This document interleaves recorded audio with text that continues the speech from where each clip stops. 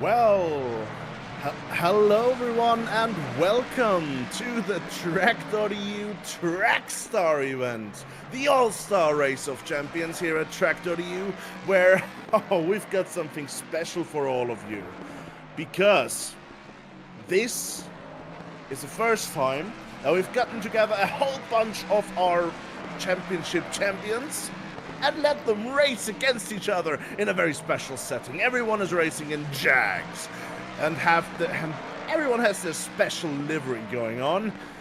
This is sort of like the Superstar series, if you know that. It's the Oval series in the US. However, this is track related, and all people here have managed to win a championship before. My name is Julian Strasser. I am the founder and owner of tracc.eu, and today I'll be your commentator, together with someone I haven't commentated with in a while, but I'm glad to announce that he is back today for this event. How are you doing, Ivano? Yeah, thanks, Julian, for approaching me. But yeah, it's good to be here. I wish I was out there. A couple of seasons ago, I barely missed out on the silver championship in V-Track. But hey, commentating is just as good. Yeah. Commentating is just as good, in my opinion, as well. I mean, technically I was invited to the event to participate with 2 championships won. However, both of them were not in ACC, where we are currently today. We are racing on Valencia, after all, a beautiful circuit in Spain, and we are still in the practice session right now. There's some huge names from the past of tracc.eu that we've got here. Currently in the lead on the server in the practice session is Einor Rose, who, of course, won our main tracc.eu GT Cup plenty of times in the highest split even. We have Alex Curto currently in 2nd position, Ruby Nekomadze, who even started this entire thing, who had the idea for this the first time and approached all of the people that you see in the server here right now, and all of the other champions. Unfortunately, there are some people that could not make it today. However, there are also some old names that I personally didn't anticipate that we would see them come back today. Most notably of which I would say Lucas Fischer, who has been, well, if I recall correctly, I think I'm the only one still around from back then. Lucas has been around, or was around, back in the race room days when tracc.eu did not even have the VTuber racing yet. We were just doing. I was there in the race room days. I think you're forgetting. Yes, you were there in the race room days. However, Lucas Fischer was there way before you even still. Yeah, true. Yeah. Just remembering the times, back when we were still on race room, Lucas coming in, dominating, literally leaving everybody in the dust. Each race that we did, it was pretty intense. Exactly, and he won the first, this is why we invited him, he won VTLM, the VTuber Le Mans series in the hypercar class. Currently we're seeing Alex Curto, who has won a few different championships.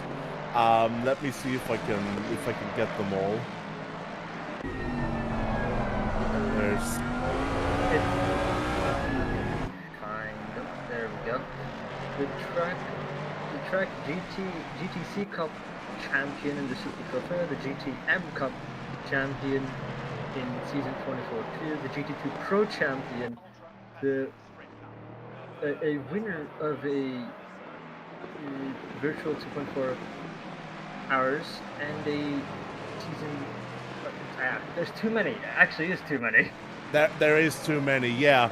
I think that just goes to show how embedded Alex is within track. He's driving whenever he can with us, which is honestly an amazing thing, just knowing that you could turn a corner just scrolling through the tracc.eu pages, looking through the championships, you go to driver's list, and then there he is, just waiting to keep challenging everybody around him. A very versatile driver who pretty much can adapt to almost anything. I mean, yes, he is I would say our keeper of the Sunday series. Let's just put it the Sunday series, which is always sort of the weird cups, quote unquote. There's always the non-GT3 classes going on there. So of course he's a versatile driver. His main interest is in those other car classes that are not GT3. So it'll be interesting to see how he'll fare with the Jag. Of course, that's the one of the oldest cars in the entire game of ACC, and I think it's the oldest GT3 car. By a technicality, it's not really that old because it was a specially built one. It's not like the old like actual Jag GT3s from its era. Like, yes, the model itself is from the mid 2010s, early 2010s thereabouts, but the Jag that's in the game was a specially built one for ML Racing in 2018 or 2017 thereabouts. I see. Well, in any case, what we know is that it is a very fast car in a straight line. Now, unfortunately, we're not on Paul Ricard here or the Nordschleife, where we could really test out the top speed on the long straights. And the drivers might have a bit of difficulty with the technical sections here around Valencia. What am I saying? They will not have difficulty with it. These are our champions. And of course, one of them, though, is not a champion, however, has been voted in. That is Seong KP. Or Song KP, I should say, because I've been told that's how you pronounce South Korean. And yeah, he has received the track fan vote, so managed to get an invitation that way. However, I can say that he is a strong driver. While he may not challenge for the overall win today, there will definitely be some battling going on between him and other drivers here. Yes, I would agree. Seong, it's a slim chance that he will be winning or getting a podium. I'd say he's definitely going to be within the top 10, just kind of battling out for basically the best of the rest, which is honestly still, pretty respectable, especially considering he's among literal champions from tracc.eu. So whatever performance he brings out today, I'm sure will be, more than worthwhile in his eyes. Exactly. Best of the rest is nothing to be scoffed at in this field, which I will repeat is, other than Song, only champions of previous championships within the tracc.eu ecosphere. So we have got quite a selection of people, and they're currently in qualifying session on their first laps. We are on board with Song KP, who is coming into the second sector right now. I just started the second sector a bit earlier. Now in the infield section, coming into the arena, we see someone go ahead, just ahead. That might be Lucas Lichten or Emilia Anderson. I have the spotters guide next to me. However, there's some purple liveries. There are a few purple liveries on the field. And yeah, coming into the arena section now, a hard right-hander where you are not supposed to cut the curb too much, and it doesn't. Can take a bit more here on the exit. Car just reset. Anal Rose setting the first time with the 132. However, Song KP coming around the last corner now onto the start finish straight, getting that's an okay exit, I would say, for a first banker lap. Let us see where that places Song in comparison to Anal Rose, who's currently just 8/10 behind Song KP right now in P2 on the server. Immediately bested over by Rainer Miata, who's taken P2 away. Lucas Fischer relegated to currently P4, Ruben Ekamata in P5.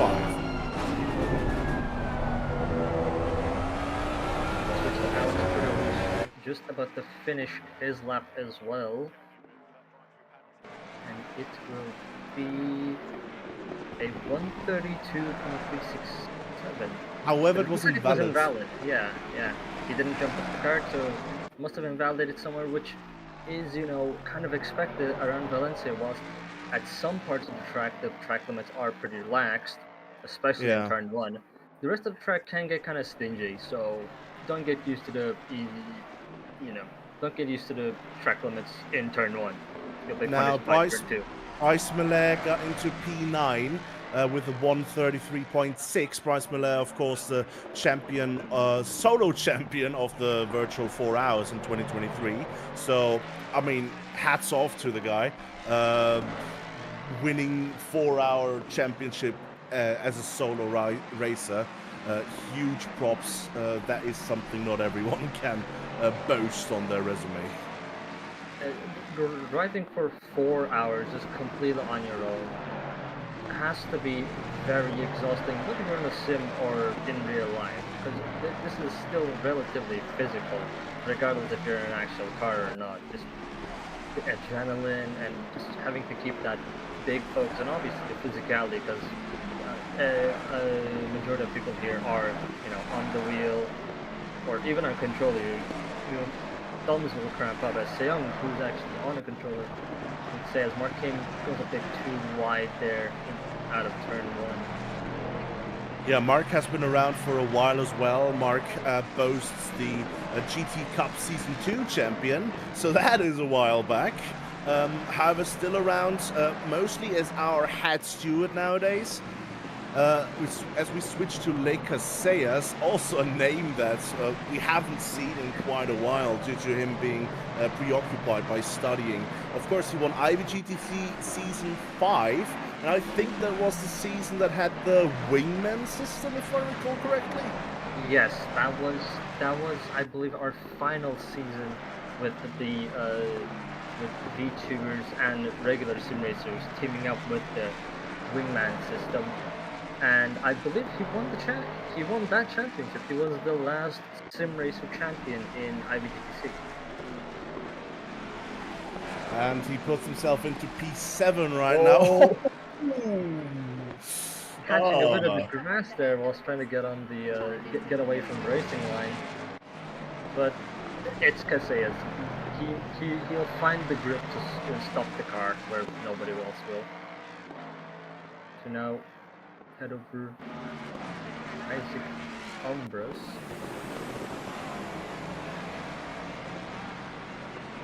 Yeah, Isaac, of course, being the Ferrari Challenge champion of the GTC Cup season 24-1, currently in P9 with the Jag. Not a bad showing at all, especially considering that he's currently right ahead of Lucas Lichten, who, well, just a few tenths between them. Julian Metzner currently not having set a lap yet. Of course, he's the GTN Cup GT4 Pro champion from season 24-2, and we'll see whether he can be the better of the young Germans. And I will have to say it like that because Julian is 14 or 15, if I recall correctly, 14. And Lucas as well, back when he raced with us, was, if I recall correctly, 13. So should now be 16 or 16 thereabouts. So this is really going to come down to the wire, which of the two can become the better of the youngsters. Totally, I would say, because I think those are the only two people on the grid that are under 18. Julian Metzer currently slotting into P11, just shy of the second down of Amo Rose. Yes, and you are correct that they are the only two people on the grid right now who are not 18, which is honestly pretty impressive. Just how young these guys started being fast, especially Lucas Fischer, who, as we had said before, was 13 when he was racing with us over in the Racestream days. His speed at that time, at that age, is honestly incredible, and I don't think he's slowed down. I think he's only gotten a bit faster, actually. But it seems like he hasn't, as we switch over to Akito Azagawa right now. Also someone we don't see so often nowadays. However, he boasts the title of Super VT champion to Super VT. That was a while back, again. That's before my time. Yeah, that was really the start of the VTuber racing. Well, it was the second season of VTuber racing after VTLM, if I recall correctly. Well, VTLM, of course, was a mixed championship. So Akito in the VTuber champion from Super VT. Let's see how he can do. Recently, he's been more flying, literally, than driving. Yeah, he's very much as much of a sim racing fan. He's also a flight sim fan. I believe he's been putting a lot of hours in flight simulators. I don't know which one he prefers. There's a few. I can't really name off the top of my head, but yeah, Akito again pretty old school, one of the old school drivers, which I think was also like a nice part about this whole traccStars thing is that we get to see a few faces that we've not seen before. Wrecking Looks their like Jags. yeah, I also do enjoy that we're using the Jags because like I don't think anybody here has done that more than 5 laps, maybe 10 laps in the Jag in their entire time playing ACC. So Yes, I mean, honestly, I would have. I think I might might have been, if I attended, the person with the most experience, because I drove a 6 hours of Monza once with the Jag. well, that makes sense because like Monza is a track where the Jag is actually pretty competitive. I believe it's like what the fifth, sixth fastest car. Yeah, somewhere about that. It's the best out of Yeah. the old ones, anyways. So as we're Yeah. currently on with Reska Kioso, he's currently in P13. Apt, very apt. And Reska, of course, amongst others, is the tracc.eu Virtual 4 Hours 2023 champion. 2 more credits go to his name. However, definitely deserves to be here. Reska, again, one of the old school VTubers who were there in the race room days when I was personally starting my sim racing journey, and now here we are, a couple of years later, just kind of reminiscing about those moments.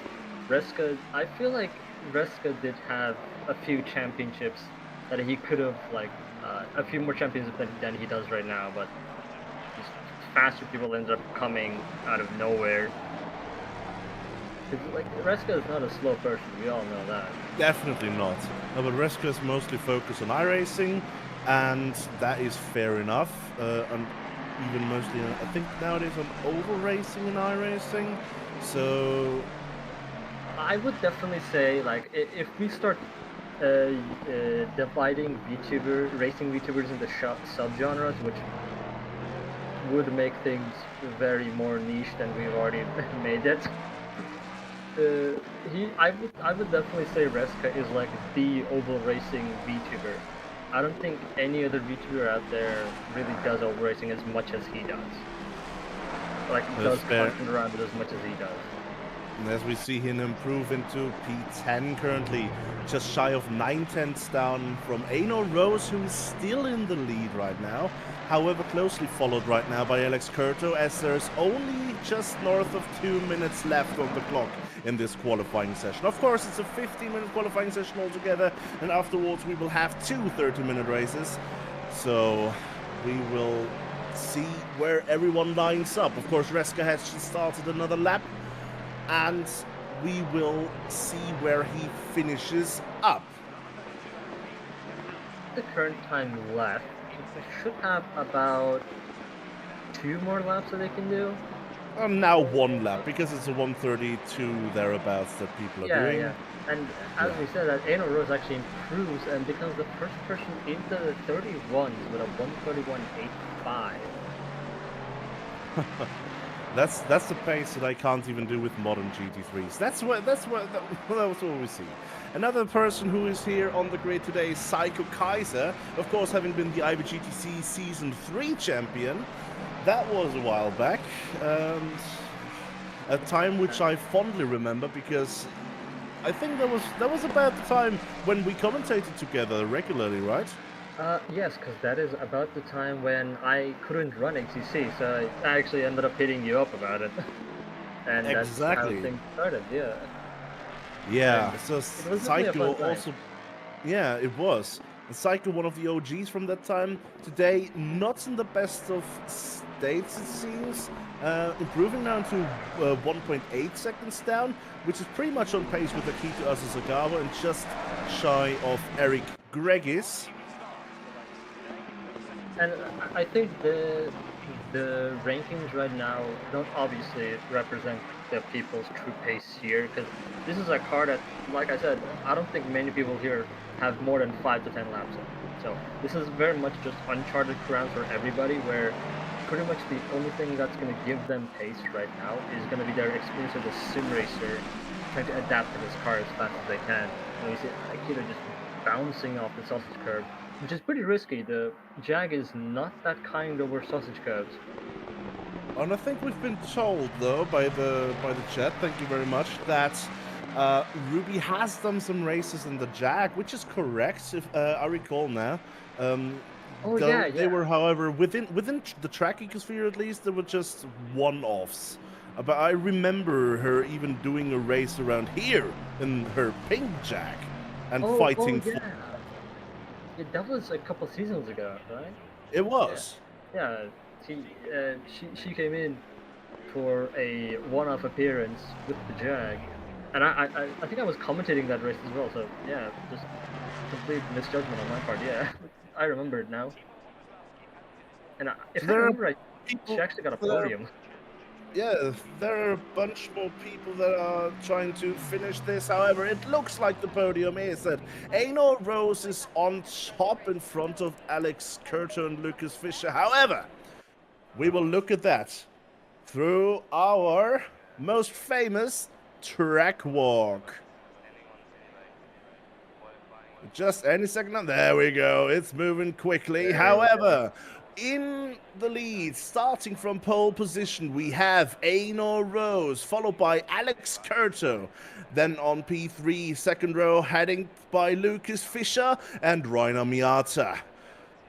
The third row is headed by Ruby Nekomata, and there's also Leica Sayas. Right behind that is Mark Kane and Lucas Lichten. Iser Ambra and Julian Metzer on the fifth row, followed by Sion KP and Reska Kyoso. Then we have Isaac Umbris and Bryce Miller, the Midnight Hurricane and Akito Asasagawa. Eric Gregg is Psycho Kaiser, and heading up the back of the field is Emilia Anderson.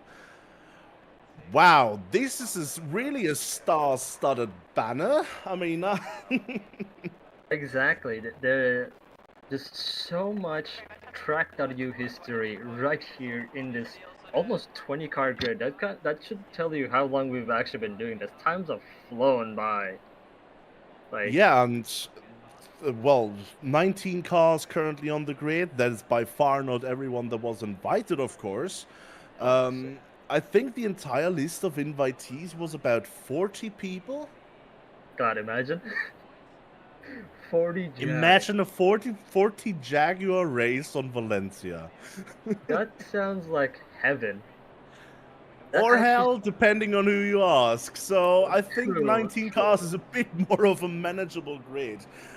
So these Obviously. people will definitely be happy to see that there's not immense amount of madness.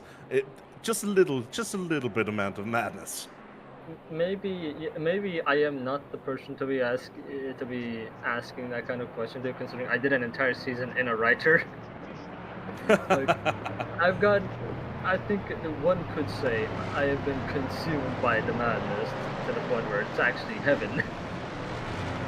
Yes, I also enjoy driving old cars like this, especially the Jag. As I said before, personally, I drove it in a 6-hour race around Monza, but also around the time, I think there was the update 1.8 that heavily changed the physics. And I did not enjoy driving my favorite Bentley anymore after that update. So I switched to the Jag, and that, for that entire update, became my main car. But yeah, those were the days. Now it's like 2 years later. Yeah. Racing the Jag Almost. around Valencia. Beautiful. Yeah, almost 2 years later. Yeah. as we now head through this formation lap. Look at those colorful Jags. Oh, this is hugely amazing. And at this moment, I will also have to say shout-outs to who made the liveries. Albert Judge, our very own, and I hope I didn't butcher the name too much this time. I'm still unsure how to pronounce his name after knowing him for years. However, look at these beautiful liveries. All that you have seen so far, all that you are going to see today is the work of our favorite Hungarian livery designer.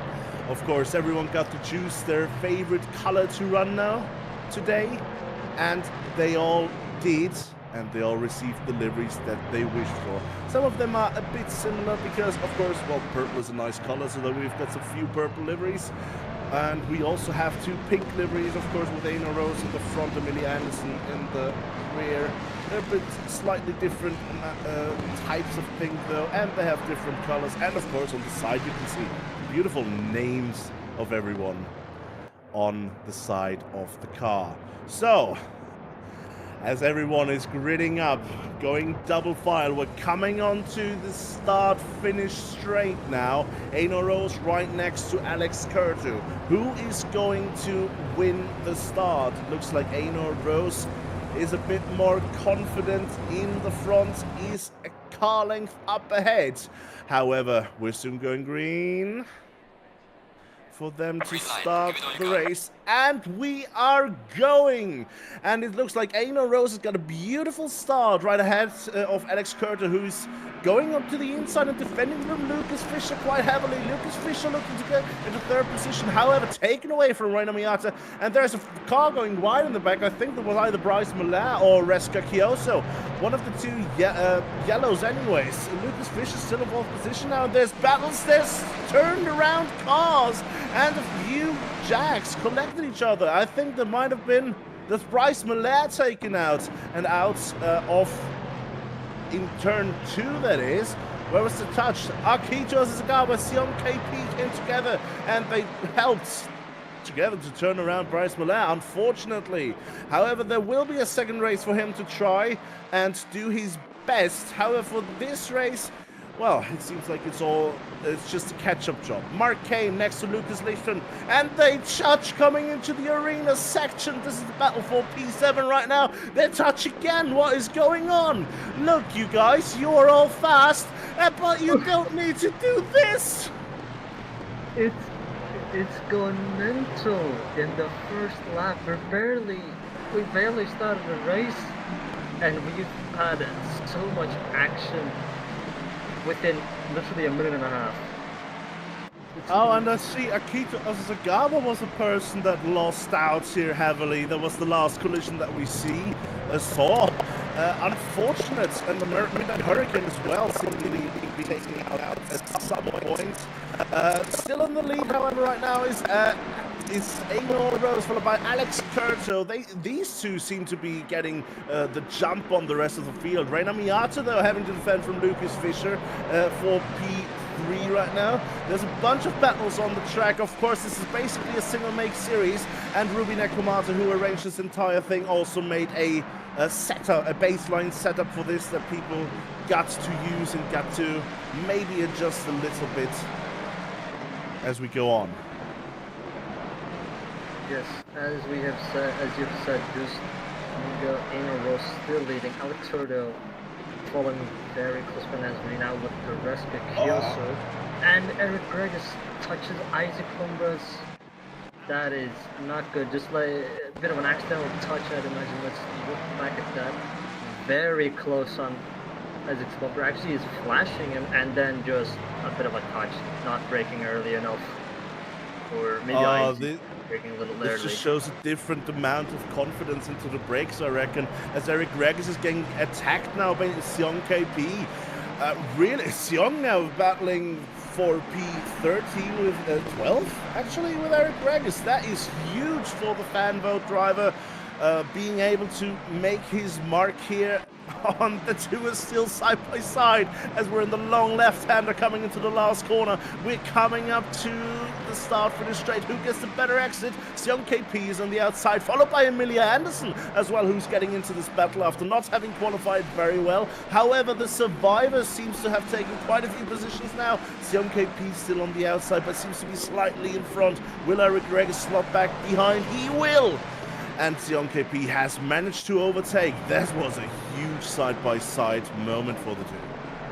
Yes, Sion KP wasting no time after his early race incident and already making up very few positions, a lot of positions with that beautiful overtake. As we now look back at Akira Sagawa and Midnight Hurricane, those cars have seen better days, especially Akira's front end is just very damaged. And both of the front ends are pretty damaged. A little bit of a slide on the exit of, I believe that's turn 4. Yeah, Emilia Anderson's now attacking Eric Gregg. As Emilia, of course, coming into her own once again. She hasn't been around for quite a while, and I think she's been out of sim racing entirely for a while now. Correct me if I'm wrong. However, Emilia getting back into the groove of things here, battling with Eric Gregg is. Emilia Anderson, one of our early ACC champions, if I remember correctly. It was IBGTC Season 4. Yes. Yeah. So, yeah, Emilia has been away from us for a little while, but it looks like it's not taking them that much time to get back into the swing of things, considering they're already battling for positions. So, looks like it's just kind of how you learn a bicycle. You might drop it for a little bit, but you remember how to do it straight away. Exactly. It's something that you don't unlearn really heavily if there's not huge dangers to the technical side around. As we see Laker Sayers being fought by Lucas Lichten. Of course, Lucas Lichten having been the V-Track Challenge champion in season 24-1 and 24-2. Just recently lost the championship reign to Roy Namiyato, who's currently in P3, but Lucas Lichten wanting to make up this position to show how good of a driver he actually is. As we see a drive-through for Akito Sagawa for track limits already. This is 6 minutes into the race. But as we had mentioned during free practice, the track limits can be both relaxed and not so relaxed around Valencia. So I kind of had it in the back of my mind that somebody will be getting a drive-through. I just didn't neglect it will be this soon. But if the start of the race was anything to go by, this is not going to be your usual Valencia race. It's everybody just going all out, putting on an amazing show. And one of the people that are going all out right now is Lucas Lichten, catching up to Laker Sayers. Of course, he's in the slipstream. Oh, he's maximizing the track width there. On the green is legal here. And going to the outside, faking Laker Sayers, trying to go for the switchback here. Better line on exit, perhaps. However, the next left-hander is not the best way to take that. Ooh, diving to the inside a bit, but not close enough to go for a move by Lucas Lichten.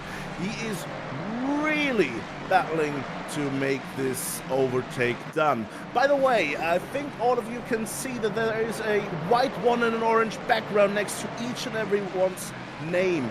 That is because today we are having a mandatory pit stop in a 30-minute race. Yes, you heard that correctly. It's to shake it up a little, and everyone has a mandatory fuel stop there.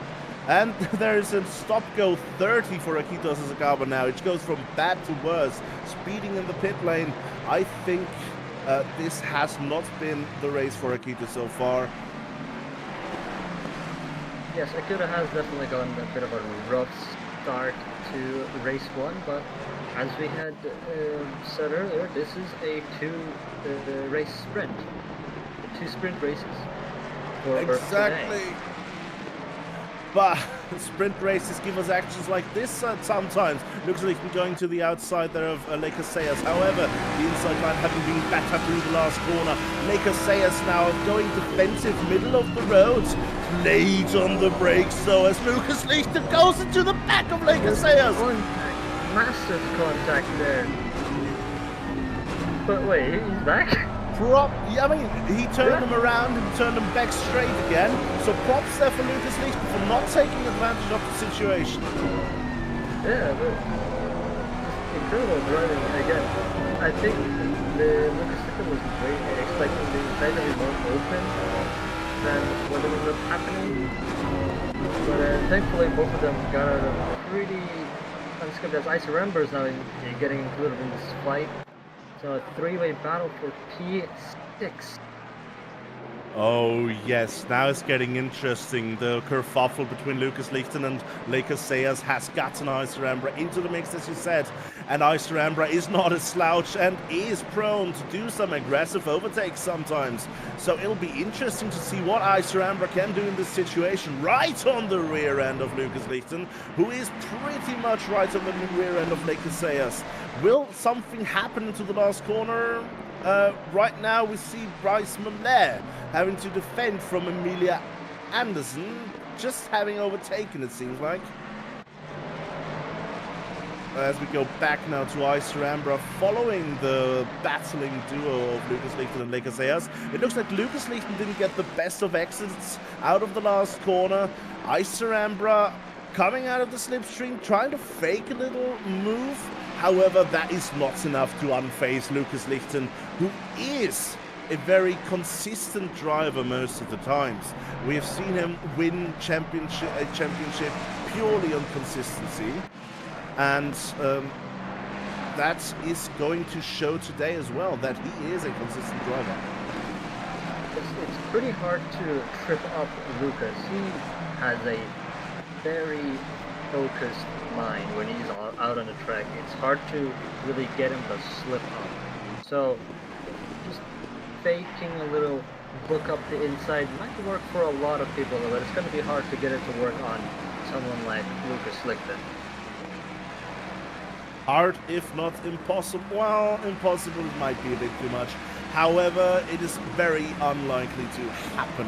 As Lucas Lichten almost runs into the back of Lakers Sayers there again. Has to go a bit long, maybe missing a bit of the braking point there, and is now back into the clutches of Iserambra, who is... Oh, where's Lucas goes side? There. Curb on the inside there. Yeah, Lucas gets caught on the inside part of the curb as he's was exiting, and now gets a little bit of a bump to Iserambra, and there's the final corner.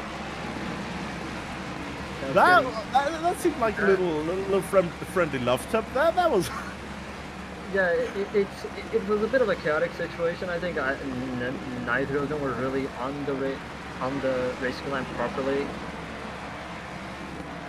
Iserambra now going a bit wide in T1 and falling back. Lucas Lichten, of course, also having fallen back. However, Julian Metzner is now looking at Iserambra to maybe take advantage of this driver that is currently in a bit of maybe a bit of concentration issue due to what just happened.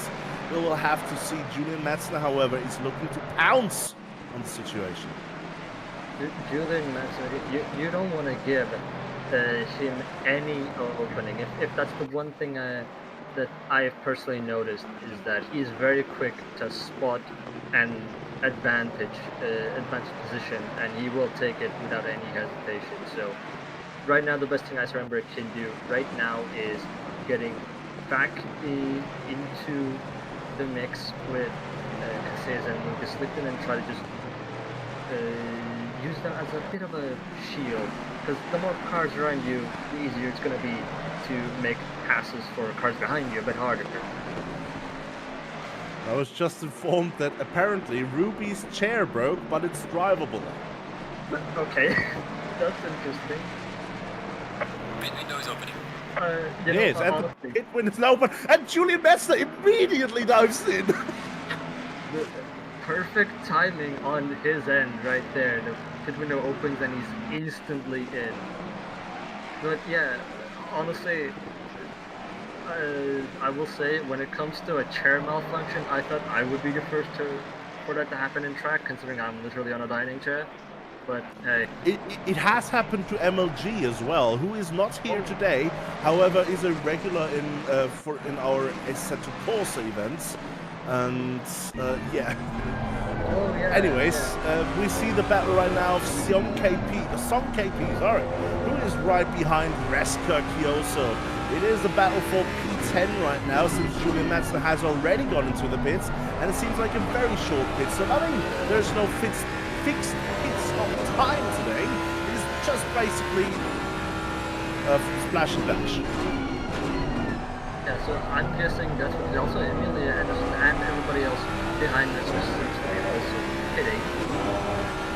When they get there, Metro pit from out the way first as Reska gets a bit wide there. The braking zone into turn 11 is a bit tricky because you're getting out of that chicane right into that braking zone.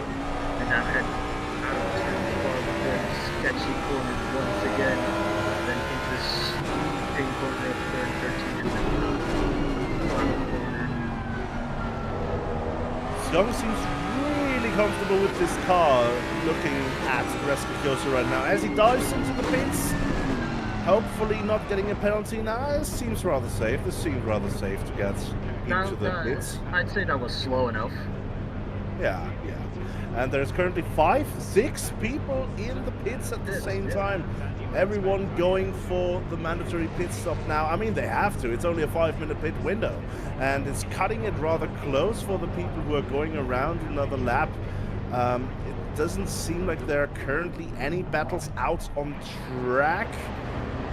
But there is currently, we see Lucas Lichten leaving there ahead, I think there was. And with 8, there was Lucas Lichten, there we go. Right behind that, Julian Metzner leaving the pits, and the two are battling now. It seems like Julian Metzner has... Wait a second. Do we need to wait for the timing to update? I think we do. Because, oh yeah, because people just got out the pits, yeah.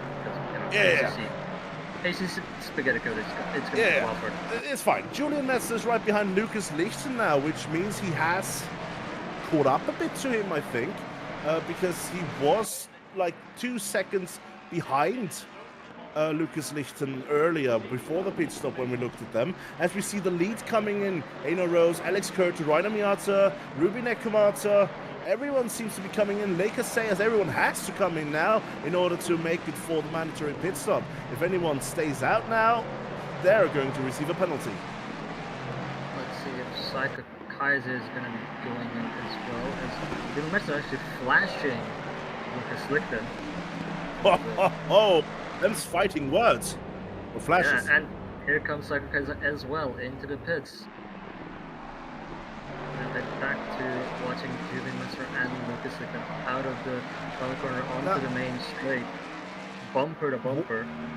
One thing I'm currently not sure about is when the pit window actually closes. Like, yes, it closes in about 4 seconds, but Psycho Kaiser, does it matter when he entered or exited or finished the pit? Wait, pit window's not closed yet? I have never been curious. Oh, there's 1 more minute, so everyone is safe. Yeah, okay, fair enough. Yeah. No, honestly, that is like a good question actually. Like, what happens if the pit window ends whilst you're in the pit lane, but you haven't pitted yet? That's actually a good question. I've never. Let's hope we don't need to find that out today. And so far we didn't have to. However, it looks like there are a few battles now after the pits. Most notably, Alex Kurto has caught up back to Einar Rose in the front. He's now within 1 second again. Previously, he was 2 seconds down. So maybe a bit of a different field strategy between the two. Can Alex capitalize on that and maybe catch up to Einar now in the second stint? Yes, we're gonna have to see that. And Alex obviously does have the slipstream advantage as well, as now the pit window closes, but it doesn't matter as everybody's already pitted. As we now head down the main straight. These two had a pretty close qualifying session. But let's see how things are going to shape out in the race. As they both just maximizing the track limits out of turn 1 now into turn 2.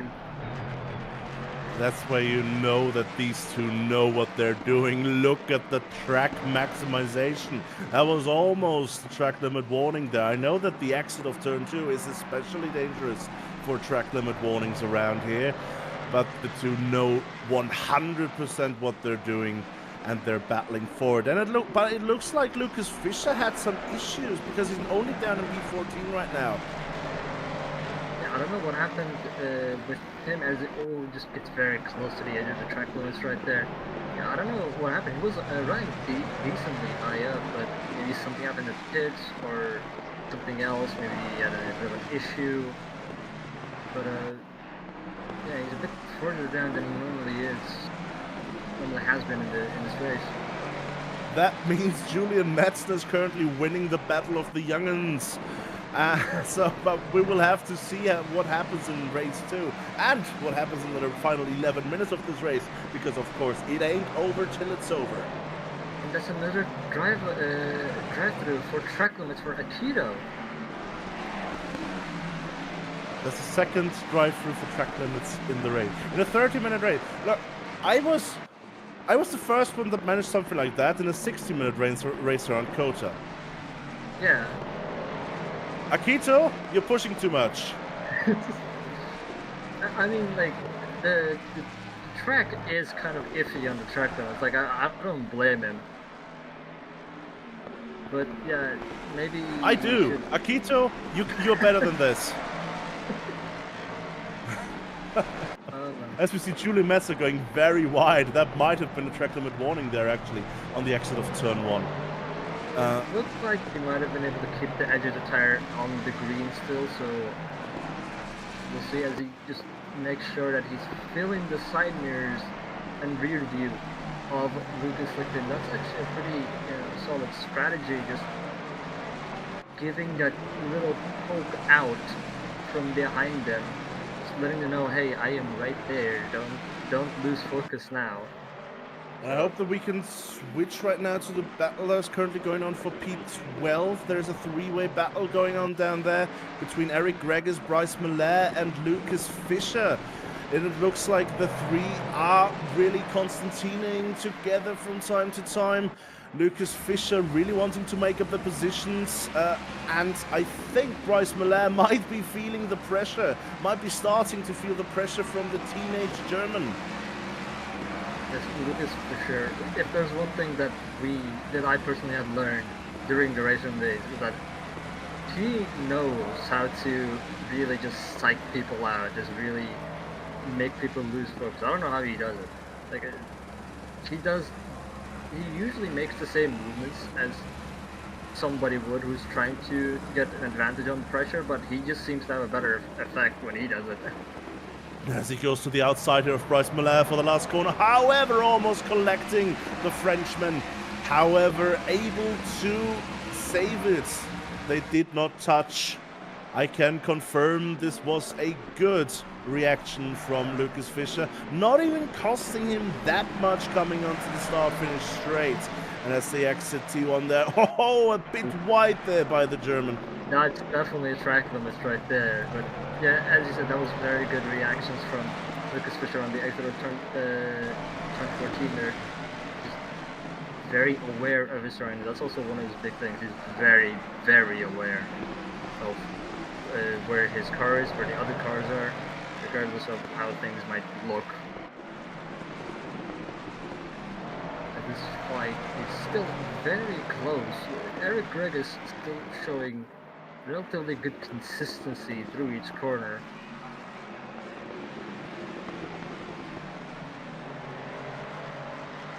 And now head through down into turn 8, turn 9 chicane. Turn 10 chicane, rather. Through turn 11. Oh, and still bumper to bumper almost as you now head down to turn 12. It seems like the gap has closed up a little bit. That's when there's a bit inside. Ooh. It seems like this is the best corner for Lucas Fischer as well. He's again gaining on Bryce Millet here. and trying to get an advantage. Now they touch. They come They together. touch. Lucas Fischer waiting though. Lucas Fischer going, yeah, waiting for Bryce Miller to come back. That is a gentleman move there. Lucas Fischer knows that he's done wrong here, letting Bryce Miller back. However, there's a bunch of cars coming from behind, as we can see, and they're all looking to take advantage of the situation. There's great sportsmanship from Lucas Fischer. They're letting Bryce get in front of him.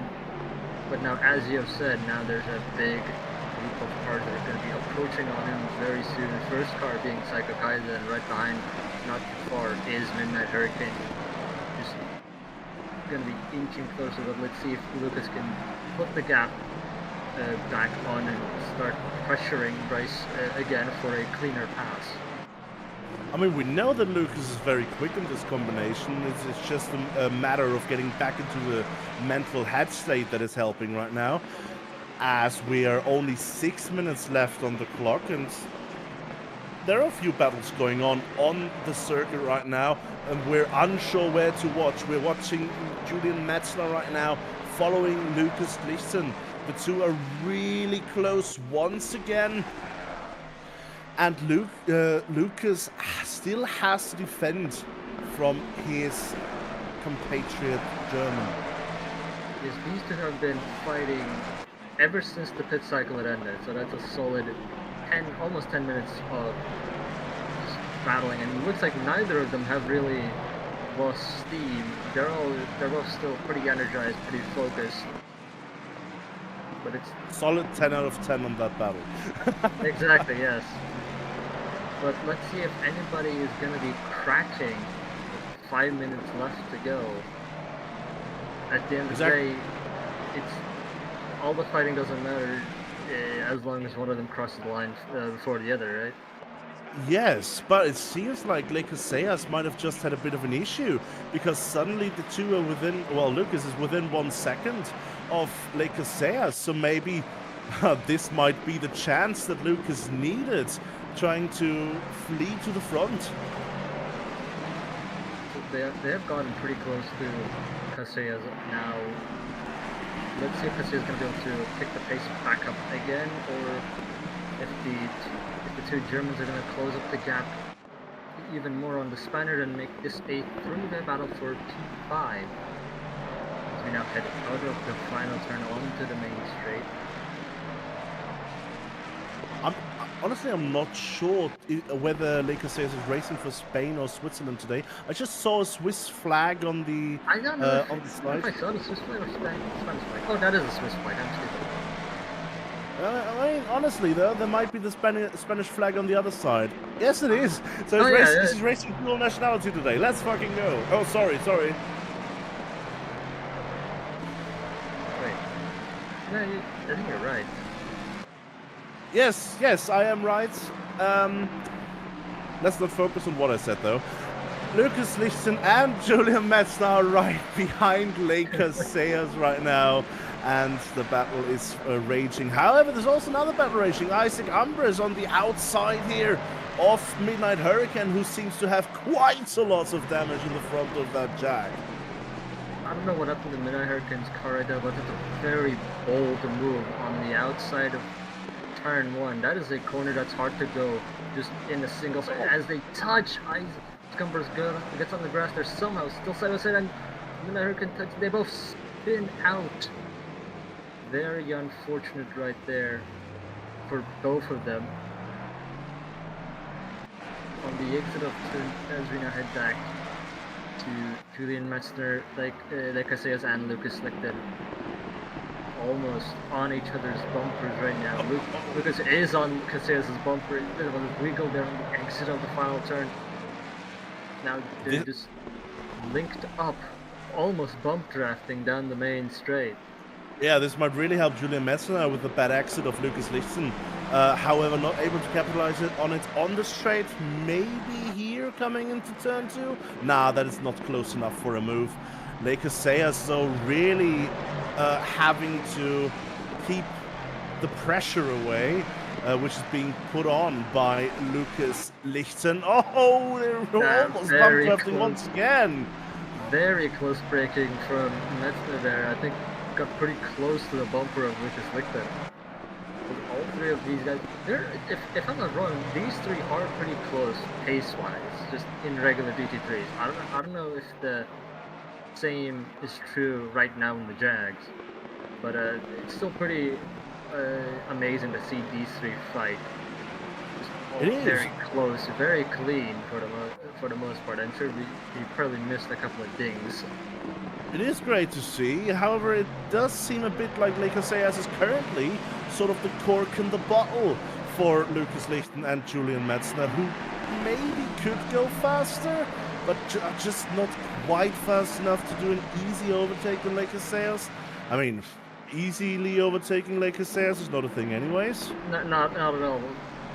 Even if he's on the wrong tires, I would know from experience. Oh,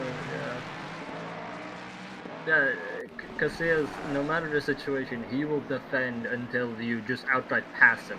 There's no such thing as a neutral ground when it comes to fighting like Casillas. That's the one incredible thing about him. Is that where he is, it's gonna be a great show. It is, and it is currently, and it seems like we're in the penultimate lap, second to last lap of the race right now. Einar Rose will come around to get the one more lap, I reckon, by the current timings. So all of these people will have 1.5 more laps to try and overtake the person right up ahead, Julian Metzner. Here losing currently a little bit to Lucas Lichten, still comfortably within the draft though, as Lucas Lichten getting really close to Leicasseas and getting a bad entry. However, the exit is then again okay out of this very tight corner. In the arena section now, Lucas Lichten getting very close to Leicasseas. What can they do? Leaders on final lap. As Einar Rose starts the final lap. The final lap of the race. It's gonna be all or nothing once these guys pass the line. Three-way battle between three incredible drivers. Let's see what's gonna happen. And it seems like Julian Metzner lost a bit now. Lucas Lichten, though, very much on the rear, on the tail of Leicasseas, going for the inside. Will it be side by side? No, going back. This was a fake move. However, Leicasseas not reacting on that, keeping cool as a cucumber there.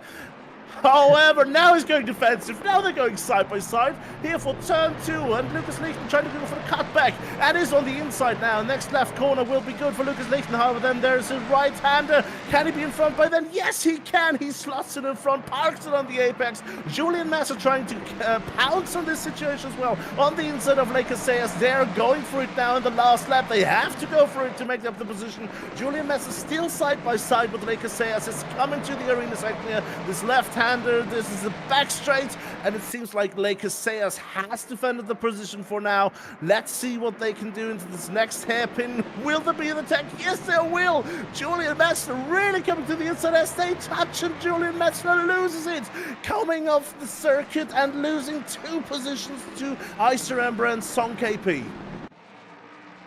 Very exciting battle right there as Einar now crosses the checkered flag at first. Alex sort of very close in second. Ruben Nakamura, I believe, just now turning the final corner. Yeah, Ruben Nakamura coming around to finish in P3. Podium in this first race. Rainer Miata finishing in P4. Lucas Lichten seemingly finishing easily, handsomely now in P5. Leicasseas in P6, and Iceramber is right behind that. And finishes in P7. Song KP, the invitee, in P8, and Julian Metzner in P9. It's a very, very intense battle going into the final lap. As we now look at Risk Kyoso. Mark Kame has finished in P10, Reska Kios in P11. Eric Gregg is coming around as we finish in P12, followed by Lucas Fischer, who unfortunately, well, something happened in this first race to the, one of the OG drivers of here, Bryce Millar finishing P14, Amelia Anderson in P15, Psycho Kaiser in P16, Isaac Isaac Umbras coming around the start finish straight now to finish in P17. Midnight Hurricane finishing in P18. And Akito Asagawa has been in the pits for a while now after getting a second drive-through penalty. Yes, so that was a pretty action-packed race one. Lots of intense moments, lots of close incidents, and lots of actual incidents. But hey, that's racing. To now head on to race 2. We are now heading into race 2, and we are starting with how everyone qualified. So, everyone has got the chance again to start. Well, to finish where they should be starting. Anor Rose really shown how good they are as a driver, and she has won the first race, not having been in second place a single time. Followed by Alex Kurter, who has been second the entire race, first race as well. Lucas Fischer is then behind with Reina Miata, Ruby Nekomata, and Leica Sayas. Oh, this is going to be a battle now with Mark Kame and Lucas Lichtenhero. Once again, Iser Ambra and Julian Messler right behind them.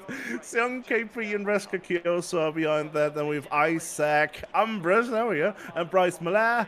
Midnight Hurricane, Akito Asagawa, who is hoping for better luck this time around. Eric Gregis, Psycho Kaiser, and Amelia Anderson is rounding out the grids. And honestly, for this second race, I am expecting quite a lot from Amelia Anderson, as she has been getting more back into the groove for this past 30 minutes, and maybe can challenge a bit more on pace this time around the other drivers. However, it will be interesting to see, will Anor Rose just drive away again? Or, well, at least stay in front the entire time? That is definitely the question for the ages. But as we already know, Anor is a very, very fast driver, so it's gonna be highly likely that maybe they'll have a good start again, but 30 minutes is still a lot of time for things to happen, so we will never know. We will not know until it's happening. Yes, that is correct. Yes. But I will say, I never really noticed how close Iser's and Isaac's names are until I misspoke 3 times on that. Yes, thank you for pointing it out. Yeah, like I never noticed it myself, but yeah, when you say their names, it's pretty similar. I mean, yeah, Iser, Isaac. And then Umbra. Like, yeah, oh my god. Oh, yes, indeed. And I'm sorry to both of them for saying the wrong names on both accounts. However, both of them are great drivers, and everyone here on the grid can be happy that they are here. Because, well, this is the all-star race. Everyone here is already a star, either from winning a championship or from having been the star of the hearts of the peoples. Yeah, as you said, a champion of the people, like Song. Exactly.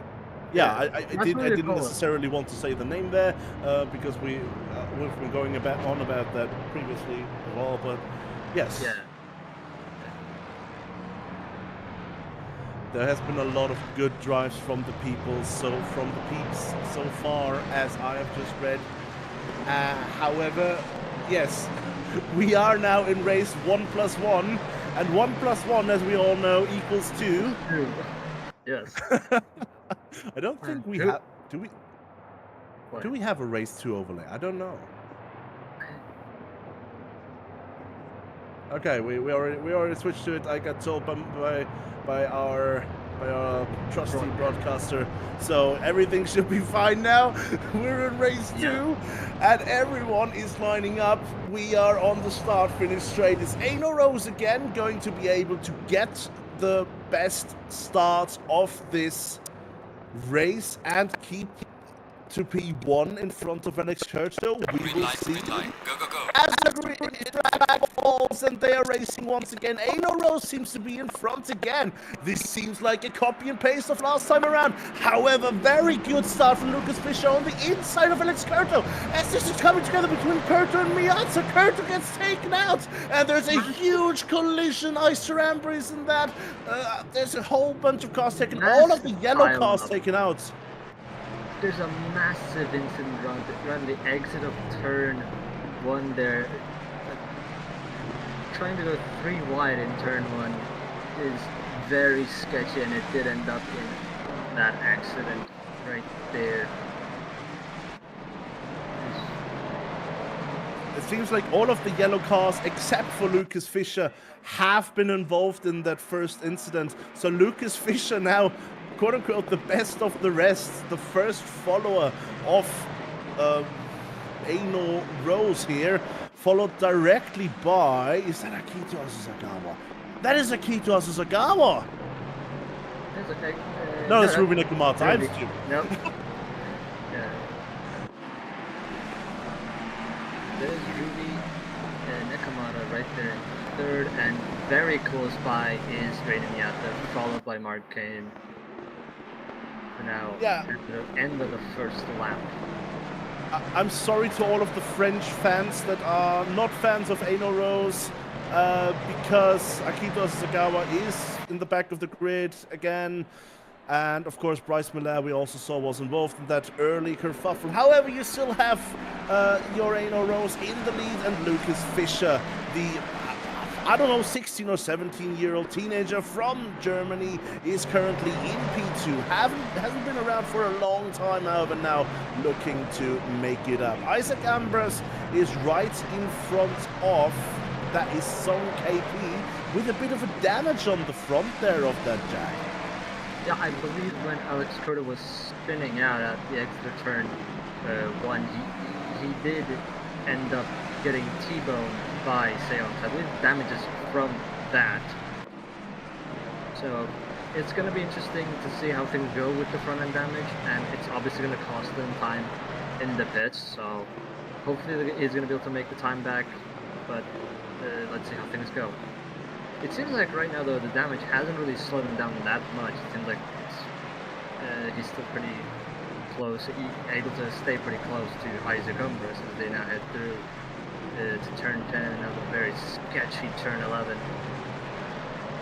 Oh, very wide there by Isaac Umbras on the exit. This maybe allows Sung KP to catch up a bit. Oh, but Sung now goes a bit wide here, not hitting the apex at optimum, well, entry point, I reckon, which allows Eric Gregis to catch up once again, and getting a rather good exit there out of the last corner. Maybe able to catch up now to Song KP and go for a move as soon as possible. Looking to the inside already, but we go ahead to Julian Metzner, who is right behind Lake Sayers. I feel like we've seen this before once again. However, last time, Midnight Hurricane wasn't involved. Yep, now we have swapped out looking for Midnight Hurricane in this three-way battle right here, as the three are very, very close. Lake Sayers is leading the pack once again in this three-way battle. Lake Sayers, of course, the Swiss and Spanish Minister of Defense, it seems. Julian Metzner really behind now, having to find a way past, and this time without Lucas Lichten to play the entry ramp. Ruby Nekomata, in the meanwhile, is really attacking Lucas Fischer, but a bit too much, which allows Reina Miata to go for the move and now become P1 of the VTubers. It seems Reina Miata is now in P3 and following Lucas Fischer. Let's see if Reina can find a way past the German wunderkind. This amazing amazing pass by Reina Miata, just spotting the opportunity as Ruby did go a bit too wide as she was trying to attack Lucas Fisher. The three of them now very close to each other as they head through turn 1. A bit of a loose exit there from Reina Miata. Yeah, the car getting a bit of unsettled there over the curb as Ruby Nekomata was not able to capitalize on that. It was just a minor twitch, saved very handsomely there by Reina Miata. Yes, but it doesn't seem like this battle is going to be over as now Reina's very close to the rear bumper of Lucas Fisher, but not really close enough to make the pass. Maybe into the upcoming hairpin, looking up the inside, tucks right back in. Now through turning into turn 9 and 10, the very sketchy chicane that goes right into the braking point now. Through turn 11, Miata staying very close to Fisher's bumper. Ahead to turn 12. The inside curve is left. All three of them avoided with no problem as Ruby does get a bit of a bounce on the exit, however. Then ahead to the final corner. The gap forming between the three of them as Lucas Fisher does find a bit of a better line through the final turn as they now head down the main straight. Now Ruby Nekomata is on the rear end of Reina Miata as they head now through turn 1 once again. Seems like the battle has slowly calmed down. And interestingly, we see not very far behind that still Lucas Lichten looming, and right in tow with him is Mark Kane, who prior to the race said he had no time to practice and he was thinking of just battling for not being last today. Well, in that case, he can definitely call himself an overachiever, considering he's doing pretty well right now in P6. Definitely is. Of course, he's the GT Cup Championship champion from Season 2. So, yeah. But Reina Miata is still trying to get ahead of Lucas Fisher here. Of course, our most recent V-Track Challenge champion, and Lucas Fisher, the first VTuber, well, IVGTC champion. Of course, Lucas Fisher not a VTuber though. That was back when the grid was still mixed between VTubers and non-VTubers. However, there was a slight issue there for Reina Miata, and this allows Ruby Nekomata to maybe go for a move looking but not executing, as they're coming up to the start finish straight now. Everything as it was, except for Lucas Fisher's gap ahead of Reina Miata being a bit bigger. Yes, and as the gap between Fisher and Miata gets bigger, the gap between the Ruby Nekomata and Lucas Lichten has gotten smaller as he's now pretty much on the bumper of this three-way battle, about to make it a four-way battle almost, unless Lucas Fisher can get away. It'll be interesting to see if that can happen. Lucas Lichten, however, really looking to pounce now to get up into this podium battle. Of course, Reina Miata, the one we're currently watching, is on the final step of the podium, and everyone that is currently here on the screen sees right ahead of them P2. There's the potential to become the second fastest driver on the grid right now, and everyone will want that. These people are champions, and these people will want to show how good of a champion they are. Yes, and Julian, you know what I've noticed? What? This is a Lucas sandwich. It is! It is a Lucas sandwich, and the filling is a Reina and a Ruby. Yeah. I'm not sure how good a sandwich with a filling that is a mix of Mexican and East Asian would be. Very spicy. And probably very tasty. That is very true. Very spicy, definitely, 100%. I do love Asian food though, so I think it would also be very tasty. I mean, the combination of flavors, though, I don't know. Soy sauce and beans, I don't know.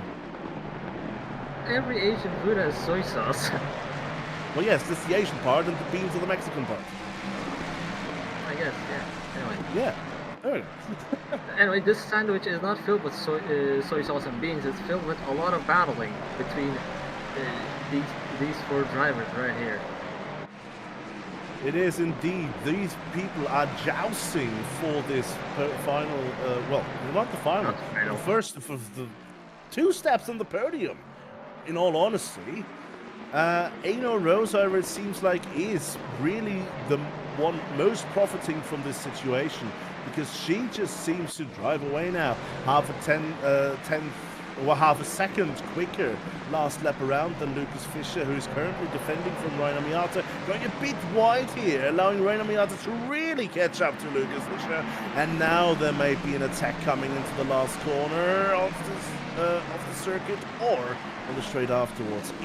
But it seems like this is the section for Lucas Fischer, really able to, raise the bar there. As Reiner Miata misses the apex, it seems, and Ruben Ekomata is now on the attack.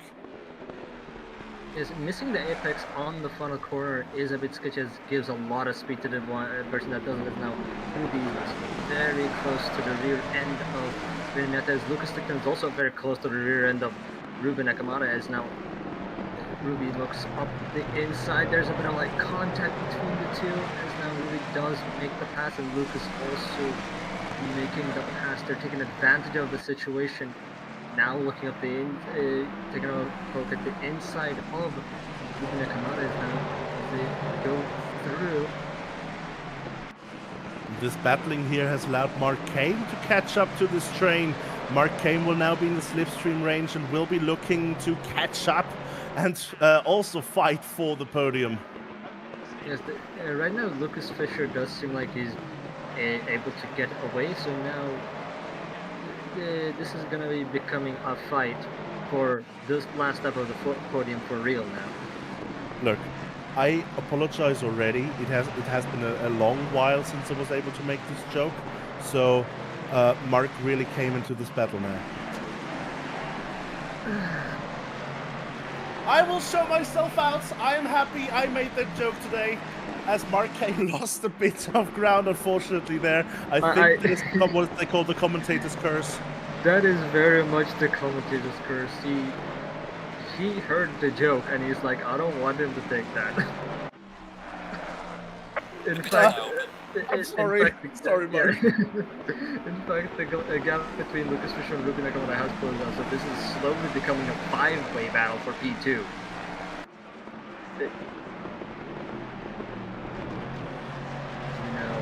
And as we see now, the pit window has opened, and the first people are diving into the pits. Song KP, Eric Gregor, Psycho Kaiser, Rescue Kios, Emilia Anderson, all immediately into the pits now that the pit window has opened.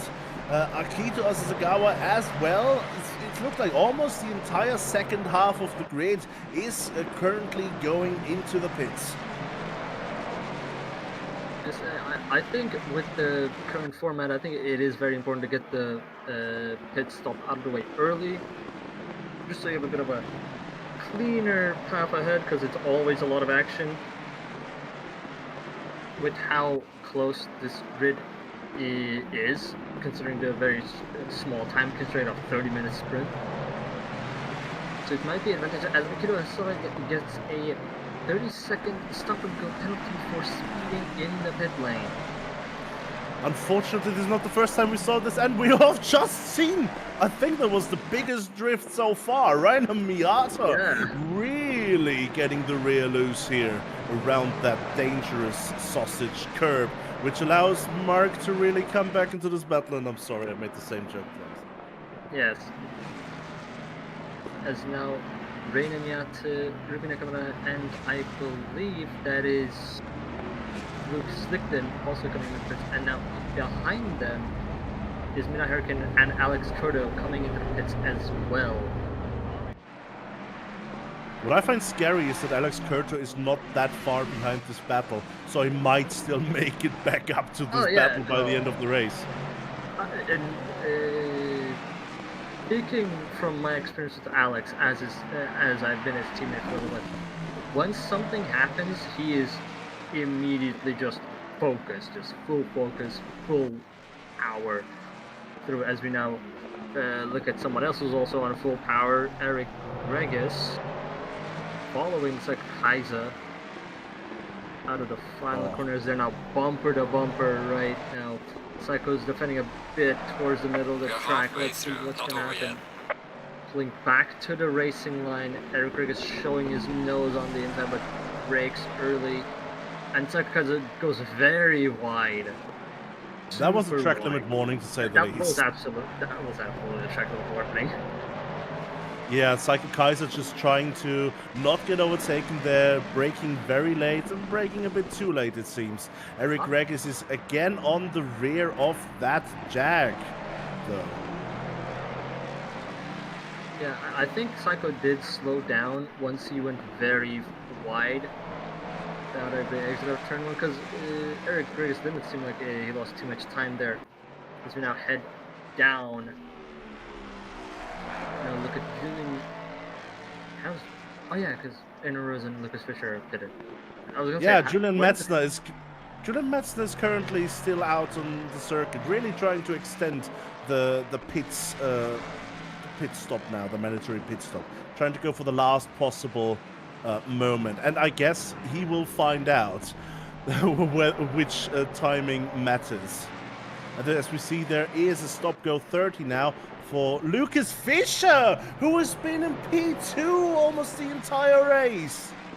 Oh, big blunder from Fischer there, having an amazing battle this entire race, but just hooks it a bit too hard going into the pits. And Casillas spinning on the exit of the pits, actually.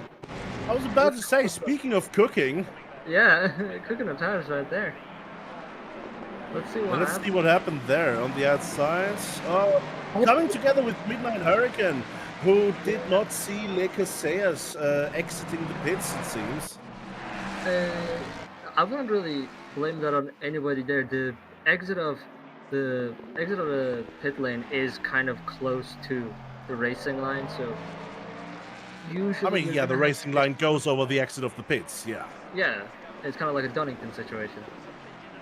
And we see Julian Metzner coming into the pit. Okay, he made it into the pits, but now the pit timer will stop in 10 seconds. Now we'll see. Will he have to have the stop finished by then? Will this work? No, he's still pulling up. He hasn't stopped yet. The timer has ended. Okay, no penalty. Not yet. Not yet. Oh yeah, true. Let's see. True. Okay, the pit stop has been cleared. Right. Well, let's see. As soon as he exits the pits, is there anything coming up? Or will there anything be added at the end of the race? Well, so far there's nothing here. And Julian Metzner... Yeah. So far it's looking good. Julian Metzner also in P3 at the moment. Battling now with Mark Kane, who's really... coming to the inside. I'm sorry again. The Mark takes P3 away from Julian Metzner. As... Well, this is the American now onto the top 3 after having said that he just tries not to become last today. Yeah, Mark taking very good advantage of Julian Metzner still being on old-ish tires rather than just unprepared tires.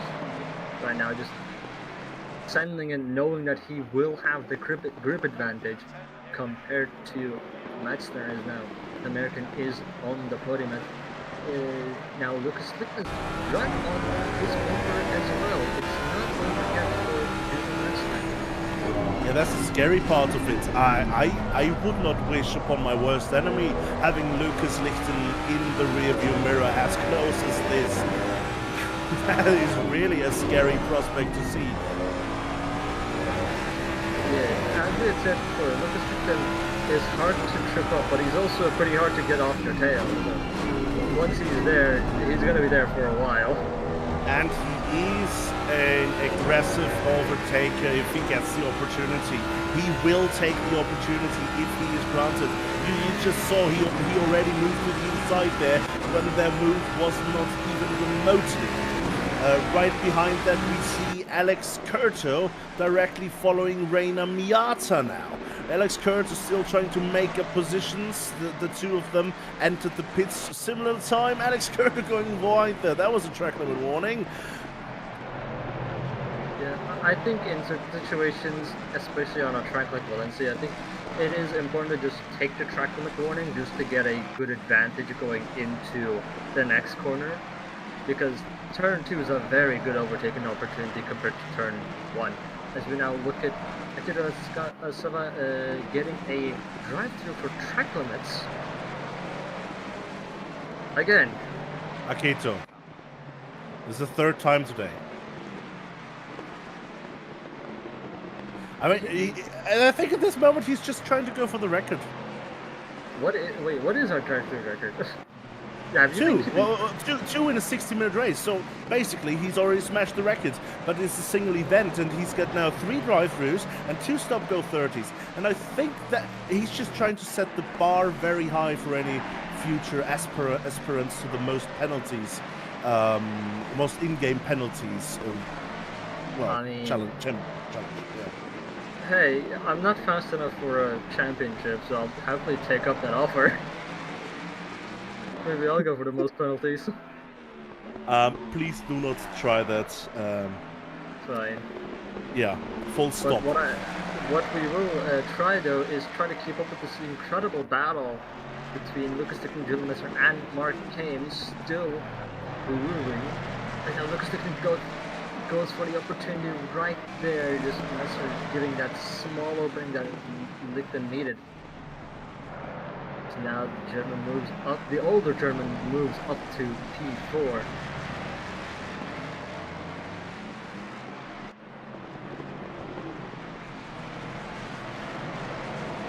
Yes, that was a bit of a blunder there by Julian Metzner, going a bit wide in this corner, trying to attack Mark Kame.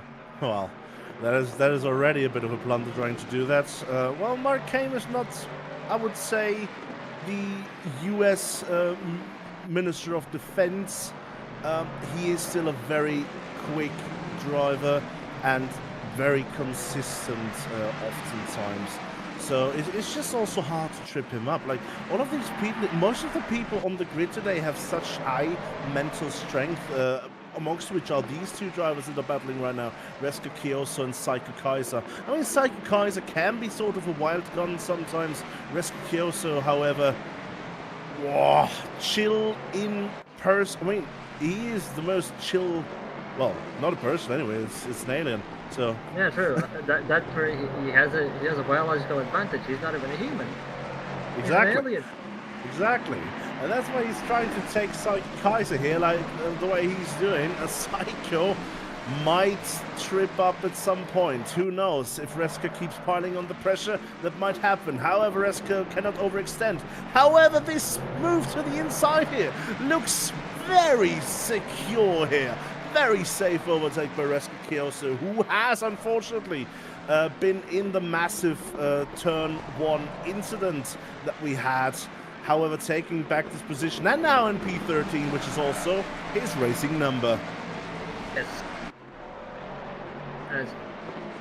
But it's not over yet, as Psycho is looking up the inside. Doesn't have the speed to really go for it. So now it's side by side through turn 3 into turn 4. Very small gap between them, as Resker has a bit of a slide there. Now Bryce Milliere getting involved in this fight now for P13. All 3 of them are very close. You can barely put a paper as Resker Kioso gets tapped by Psycho Kaiser and Psycho accidentally bumping the front bumper as well, trying to give space to Milliere so he can let Resker pass him. This all helps Bryce Milliere, who's taking advantage of the situation. Amelia Anderson is now battling with Resker Kioso. And right ahead, that is, I think, Akito Asasagawa, who unlapped himself from Resker Kioso and Psycho Kaiser. Yes, that is Akito right in front of Resker right there, who's just unlapped himself. So let's see, where can these people finish up? I mean, there's a few battles on the grid right now. The frontmost battle is Lucas Lichten, who is attacking Mark Kame. Now, Mark Kame, we know that he is a good driver, otherwise he wouldn't be here, and he definitely will want to take home this podium position here for himself, for his country, for his family. Also his brother RJ came, who has been a driver that has very regularly appeared on tracc.eu in the past. Unfortunately not as much recently as with Mark himself. However, Mark will definitely want to defend as they touch Lucas Lichten's rear. A front collides the rear of Mark Kane, and Mark Kane is off. Both of them lose the position to Julian Metzner. Lucas Lichten gives back the position to Mark Kane. Very sportsmanlike behavior. Well, just, yeah.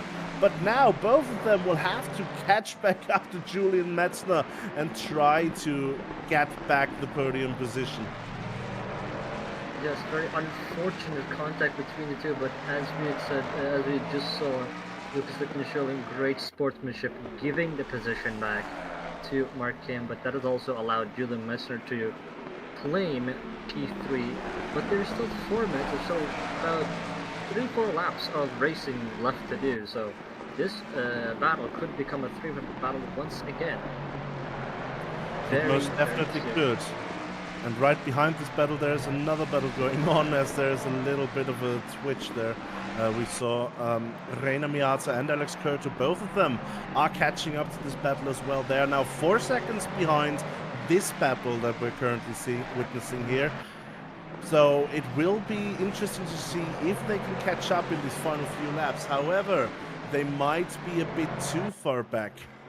Yet again, though, if we see Lucas Lichten and Mark Kane fight heavily, well, there might be a chance for Alex Curto and Reina Miata to also come back. Right now, there is 2 options for both of them, both groups of cars, because at the end of the day, Julian Metzner is the one on the podium, so Mark Kane and Lucas Lichten might want to work together to get back close enough to Metzner to make the pass. As we now look at Lucas Lichten taking advantage of the sketchy exit that Mark Kane had on the exit of turn 12. They're now side by side through final corner, now onto the main straight. Neither of them getting any aim, which has the speed advantage. As they head down the main straight, Mark Kane braking very late, getting back alongside Lucas Lichten there. They were now side by side. Lucas Lichten having to go very wide to stay side by side once again. They have not gone single file for a little bit now. Oh no, they haven't. This is Still really one of the battle side. of the ages. Lucas Lichten, Mark Kane coming up to switching back now on the inside here. And they are side by side once again. Lucas Lichten, however, now on the inside for the next left-hander. So will probably take this right here. Can Mark Kane do the switchback once again? Not at this moment, he can't. Yes, but he's still very close on the rear bumper of Lucas Lichten as they now head through turn 7, turn 8, now through turn 9 and 10. The very tight, sketchy chicane. Through turn 11. The gap has opened up a little bit as we now see Alex Curto and Reina Miata have gotten actually closer to the 2 of them now. So there might be a chance that this could become a 4-way battle very soon. Whoa. Or a 3-way battle. Everyone is taking the curb very aggressively, getting unsettled there. Yes, there is now Alex Curto's right on the rear bumper of Mark Kane, or at least very close to the rear bumper of Mark Kane, and head down the main straight. Mark Kane going very defensive already. Out sort of just holds his line through turn 1. Just biding time, fighting for a good opportunity to come up. Alex Curto, of course, last time around in the last race finished P2, very close to Einor Rose. This time around he was in a big incident at the start of the race. However, really battling to make up everything he can right now. Mark Kane, this is the battle for P5. Reina Miata right behind it as well. Alex Curter racing under the Canadian flag today, it seems. And Mark Kane, of course, racing for the US American flag. So this is the battle for the North American P1, basically, at the moment. Well, depends. Ruben Akamoto is racing for Mexico, depending on your on where you draw the lines there. This battle, though, as Alex goes for the inside, easily makes it stick, though. Mark Kane really having been taken advantage there. And Alex Curto is now in P5 after having been in a huge collision in the first lap. Yes, Alex Curto has made a great recovery drive after his incident in turn 1 at the start of this race. Now, if this pace continues, you could be looking up the rear end of Lucas Stickman, but this is the final lap, and I think the gap might be a bit too big for that, but we may never know. What we do know, however, is that we're on the last lap and there's still battles going on. For example, Song KP is right on the rear of Midnight Hurricane trying to go for P8. This is the battle for the P8 on the second race. Song KP having a really strong showing today. Midnight Hurricane now, after not having been involved in a collision, also very comfortably in the top 10. But these two are still not done yet. There's still 2/3 of the last final lap to go. However, can Song KP catch up? It looks like he will, as Midnight Hurricane gets a very slow exit on turn 6. They now head down through turn 8, almost side by side. Sung has to take a bit on the grass there. Stays side by side, but now very close as Aino Rose now finishes the race comfortably in P1 as we now head back to Song, and Midnight Hurricane is very close. Song getting a bit of a slide on the exit of turn 11, and it looks like Hurricane has survived.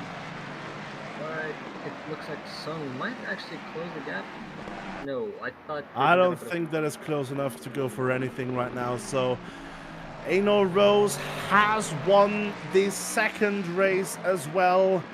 Congratulations to Aino Rose, winning both races and therefore manifesting herself as the first ever tracc.eu All-Star, the one and only, the best of our champions. Aino Rose is now confirmed to be the fastest of our champions here.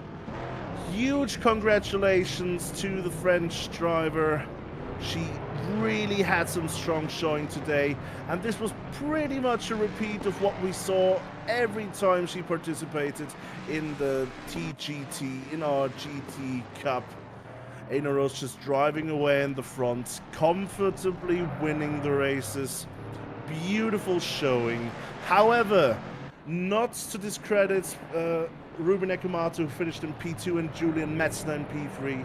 Lucas Lichten in 4, Alex Curtin in 5, Mark came in 6, Reina Miata in 7, Midnight Hurricane in 8, Sung KP in 9, and Lecaseas in P10. Obviously, everyone else has also finished the race. However, I don't have access to the final standings for race 2 right now.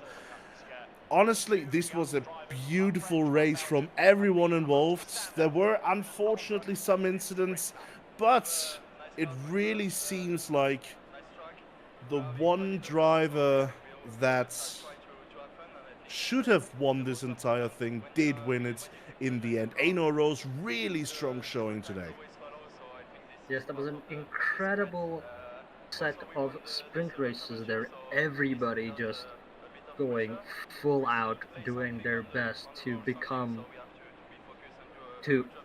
show that they are the fastest amongst the champions, and that ended up being Aino Rose. Amazing drive, super consistent, super fast, and just leaving everybody in the dust in the process. But everybody, that does not mean that everybody in this race was slow. These are, after all, our champions. everybody here is an amazing driver who are fast in their own merits, but it just ended up being Ano Rose who ended up clinching the win today. It was Ano Rose, and once again, huge congratulations to her, but also huge congratulations to everyone else that was here in this race. This was the race of champions. Everyone here is some sort of champion of track.eu. Just being invited here is an honor, and everyone should be proud that they got to this point where they could participate today or even get invited, but unfortunately not participate today. From my side now, thank everyone who is just watching, everyone who has participated, everyone who ever participated in anything track.eu related. As the founder and still the leader of this community, I'm so thankful to all of you for just being here, for sharing this time basically with us. Now, are there any final words you would like to say, Ivano? Yes, as you said, it's been very nice seeing everybody come together for this fun all-star event. I don't know if any of us 2 years ago, 3 years ago, would have expected track.eu to grow and have as much influence as it does today. But I think it's very nice to see that all the hard work and that everybody's put in, not just us, but also the racers who committed to the series throughout the years, just showing their support, the viewers who are watching the broadcast showing their support, and everybody who's provided feedback and suggestions to make track basically what it is today. And yeah, I think we're ending 2024 in a very positive light. And all I can say is we'll see you guys in the new year with the same jolly people over here on track.eu, where we're still putting on some exciting races for all of you. So, Happy New Year! Yes, Happy New Year, and thank you all for being here. So, let me finish it off traditionally. Thank you, and see you on the racetrack.